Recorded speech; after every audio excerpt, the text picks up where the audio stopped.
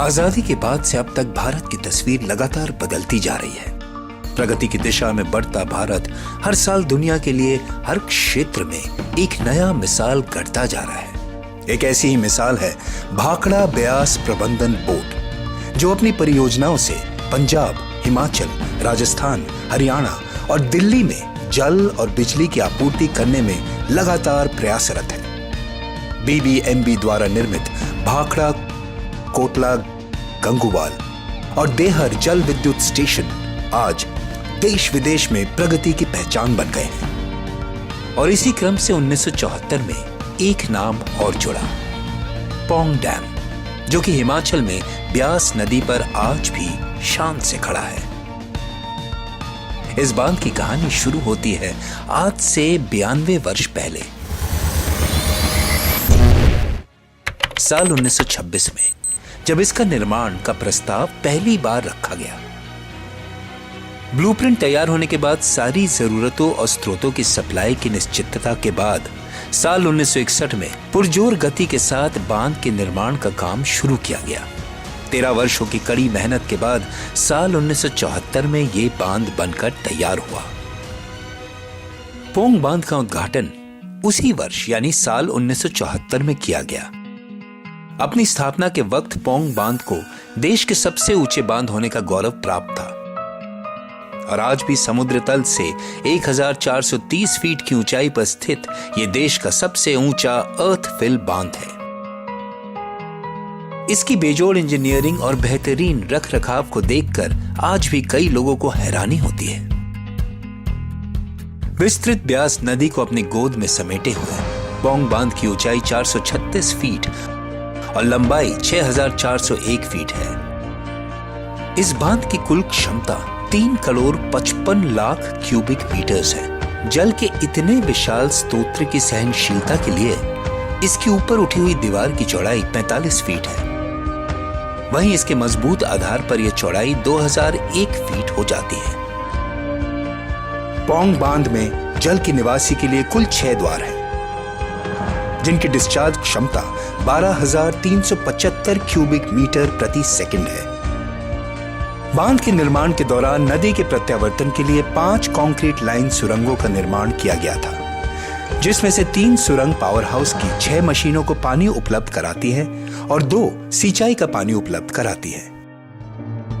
पौंग बांध के जरिए बीबीएमबी हिमाचल प्रदेश, पंजाब और राजस्थान में सिंचाई का पानी प्रदान करता है। इस बांध के निर्माण के बाद यहाँ के आसपास के आम लोगों के जीवन में बहुत बड़ा बदलाव आया। पहले डैम नहीं होता था, बाढ़ आती थी तो पानी जल जगदम पानी आ जाना था कि जमीन डुब जानी पानी च, फसल ना होती। उधर डैम बन गया तो पानी कंट्रोल हो गया तो हम अपने हिसाब से छड्डदे पानी, तो उन्ना ज़्यादा नहीं छड्डदे। फसल उगांदे असीं कहते जिद्दां कणक, मक्की और फसलें भी बह लेंदे ते पानी लगता कि पानी नाल ठीक हो जाती फसल। हुण पहले पानी नहीं लगता तो बारिश नाल ही थी, जो बारिश होवे तो होनी, नहीं तो नहीं होनी।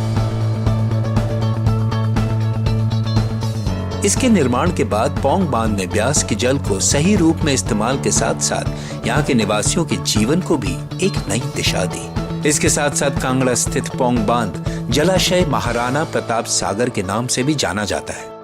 आज यहाँ हर साल समूचे विश्व से पक्षियों की कई प्रवासी प्रजातियां आती हैं और इनके संरक्षण के लिए भी नई संभावनाएं उजागर हुई है, जिसके कारण महाराणा प्रताप सागर आज सिर्फ भारत ही नहीं बल्कि पूरे विश्व में प्रख्यात पक्षी अभयारण्य यानी बर्ड सैंक्चुरीज में से एक है। बिजली और सिंचाई के अलावा बांध के निर्माण से और भी कई सुविधाएं नजर आते हैं। बांध के आसपास के गांव में मछली पालन एक नया व्यवसाय बनकर उभरा है। डैम के पानी से ये फ़ायदा हुआ कि हमें पानी का सोर्स मिल गया। एक फिश फार्मिंग के लिए सबसे पहले चीज़ सोर्स की, वाटर की ज़रूरत होती है, तो वाटर का सोर्स हमें मिल गया डैम के पानी से।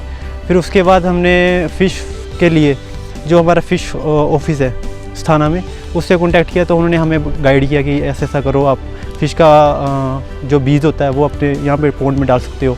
तो फिर हमने वो डाला और इससे हम शुरू किया ये बात। ज़मीन में तो आपकी खेती होती है, ठीक है, तो वो आपका 1 साल बाद होगा या 2 साल बाद उसका रिटर्न आएगा। इसका आपको साथ-साथ पे रिटर्न मिलता रहेगा।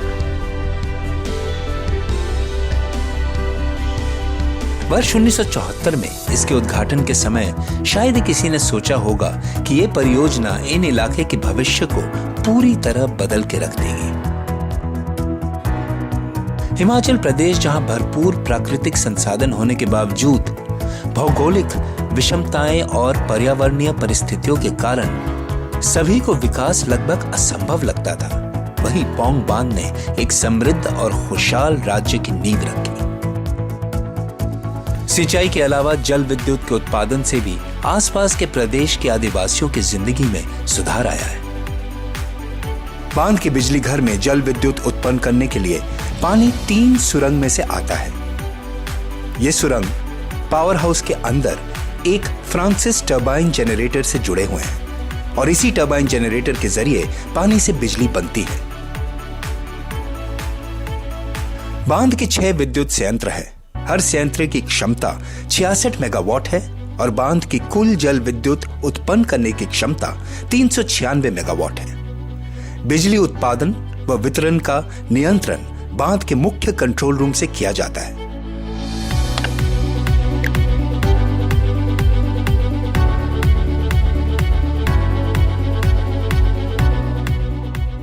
पौंग बांध में पानी को रोककर बिजली पैदा की जाती है। इसमें भाप की जगह ऊंचाई पर इकट्ठा हुए पानी को बहुत वेग से नीचे टरबाइन पर गिराया जाता है, जिससे टरबाइन घूमने लगता है, जो कि ऑल्टरनेटर को चलाती है और ऑल्टरनेटर विद्युत उत्पन्न करता है।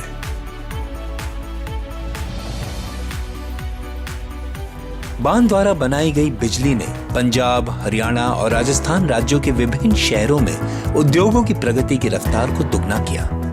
तो हमारे को इस स्कीम के बहुत सारे बेनिफिट हैं। फर्स्ट है कि हमको लगातार कंटिन्यूस सप्लाई मिलता रहता है, प्लस उसका जो कॉस्ट है अदर स्टेट से इस स्टेट में कॉस्टली मतलब जो इलेक्ट्रिसिटी कॉस्ट है वो काफ़ी कम है। यहाँ से 600 प्लस लोगों को रोजगार दे रखा है directly, indirectly may be to 2000 plus.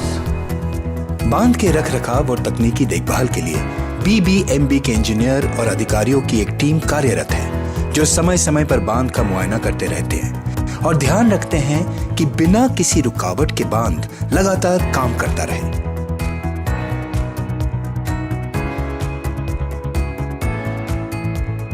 बांध और जलाशय के प्राकृतिक सौंदर्य का आनंद लेने के लिए हर साल यहाँ देश विदेश से लाखों की संख्या में पर्यटक आते हैं। पर्यटकों की आवाजाही के चलते कांगड़ा और उसके आसपास के निवासियों को रोजगार की अपार संभावनाएं मिली है। अब वो होटल, रिजॉर्ट, गाइड या पर्यटकों के लिए एडवेंचर स्पोर्ट्स के जरिए अपनी और अपने गांव की आर्थिक स्थिति को बेहतर बना रहे हैं। BBMB की अन्य अनूठी परियोजनाओं की तरह पौंग बांध भी इस संस्था को आज उत्तर भारत में विकास और प्रगति के संचालक होने का महत्वपूर्ण दर्जा दिलाता है। पौंग बांध आज अपनी स्थापना के इतने वर्षों बाद भी ब्यास नदी पर अपना सीना गर्व से ताने खड़ा है और अपने देश के लोगों की सेवा में लगातार प्रयासरत है, क्योंकि पौंग सिर्फ एक बांध नहीं, यहाँ के लोगों के जीवन का एक अटूट हिस्सा है।